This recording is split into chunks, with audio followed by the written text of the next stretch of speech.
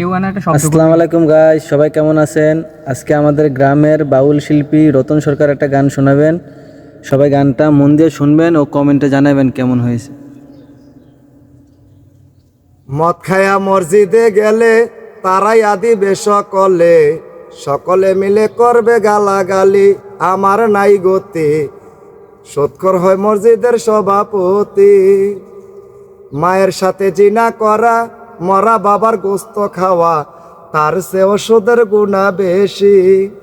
সুদের টাকায় হজ করিয়া মসজিদেতে যায় চলিয়া, আল্লাহ কি বুঝে না তার চালাকি, আমার নাই গতি, সৎকর হয় মসজিদের সভাপতি।